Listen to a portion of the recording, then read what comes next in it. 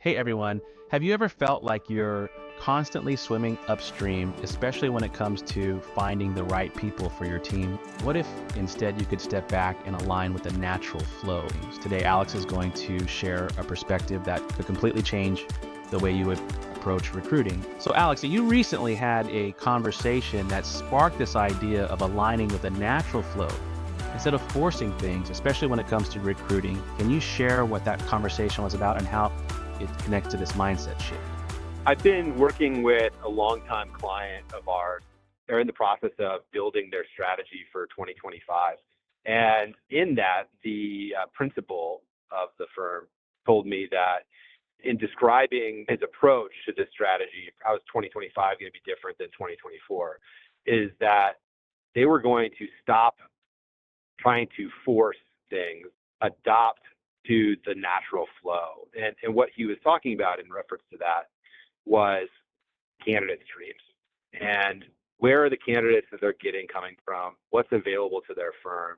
And then rather than being hyper focused on what it is that their firm needs right now, taking a step back and looking at what candidate flows are consistently available to them and how do they engineer their business to take maximum advantage of the talent that's available to them.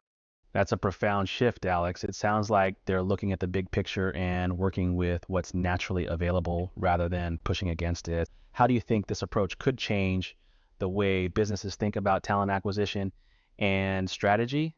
I think that the key thing is the acknowledgement that the business is built around a certain perspective, and the perspective is, in their case, whatever their perspective was when they were in founding and in a labor environment that doesn't exist anymore. So if they were founded in the early 2000s, then the labor market was different, and the focus could be on the question of who is right for us rather than who's available to us. Like, what do we need to do in order to assemble a team that can get this done, rather than going into it with, let's say, set parameters on what exactly that team looks like, and then maintaining a high level of frustration when one or two major pieces of that preconceived team architecture is lost.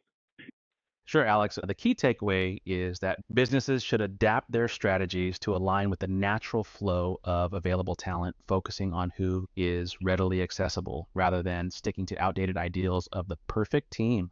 That's great. I love that. Thank you, Tyler. My pleasure, Alex. Let's wrap it up. Thanks for tuning in, everyone. Remember to adapt your strategies to align with the natural flow of talent. Until next time, take care.